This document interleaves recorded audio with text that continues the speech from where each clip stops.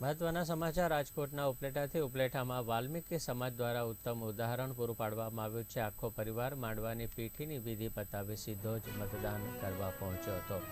શહેરની શેઠ TJ school ખાતે મતદાન કરવા આખો પરિવાર પહોંચ્યો હતો, ત્યારે મતદાનનું મહત્વ સમજી રાઠોડ પરિવાર દ્વારા મતાધિકારનો ઉપયોગ કરવામાં આવ્યો।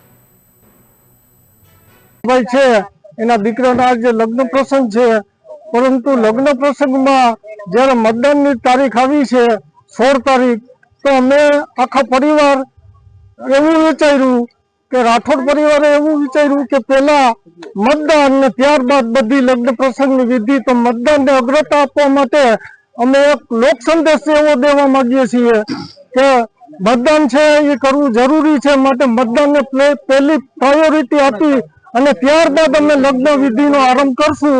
તો સૌ પ્રથમ મતદાન સૌએ કરવા મારી વિનંતી છે। મારો 16 તારીખનો માંડવો છે, છતાંય હું મારા લગ્નની માંડવાની વિધિ મૂકીને આવીને પહેલા મતદાનને પ્રાયોરિટી આપે છે। આજ રોજ અમારા પરિવારની અંદર 16 તારીખના રોજ જ લગ્ન પ્રસંગ હોવા છતાં પણ આજે પરિવારનો એક આગ્રહ હતો કે પહેલા સંપૂર્ણ રીતના મતદાન અને લગ્નની જે વિધિ છે એ મતદાન કર્યા પછી લગ્નની વિધિ કરવામાં આવે।